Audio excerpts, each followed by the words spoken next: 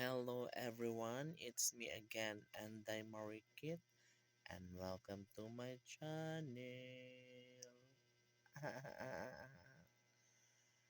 Mm-mm-mm.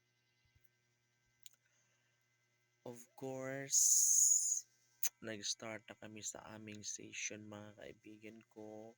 This is the 11th session no sa aming council, Barangay Cantagnos Council. Mm. And ayun,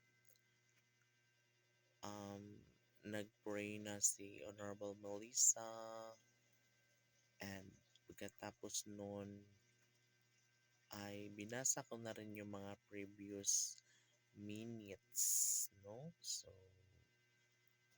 at nag-attendance na rin kami. At pagkatapos nun, ay pagkatapos na aking pagbabasa sa previous minutes, sinimulan na ng aking mga kasama, yung mga konsehales, ang kung ano ang kanilang dapat na gawin, kung paano masolusyonan ang mga suliranin patungkol sa barangay. And, ayun, pinag-uusapan din ang patungkol sa pagkokolekta ng basura.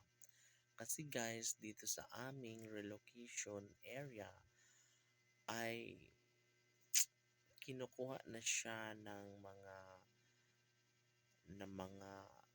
garbage truck, no? Unlike kasi before sa barangay,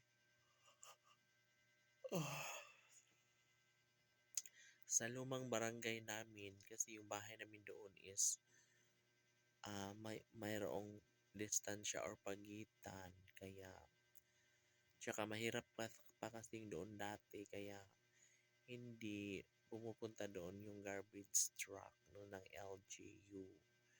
Ngunit ganun pa man, sobrang iba pa rin talaga before, kasi nga yung mga basura namin ay pwede lang siyang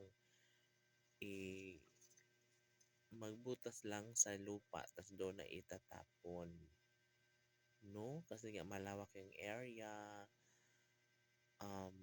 Unlike dito, it's sobrang walang area, kaya kinukuha na lang ng truck, garbage truck, yung mga basura dito. O, ganun siya. And of course, merong collection every Sunday, pero hindi naman nagbibigay ang iba. Kaya sobrang mahirap talaga.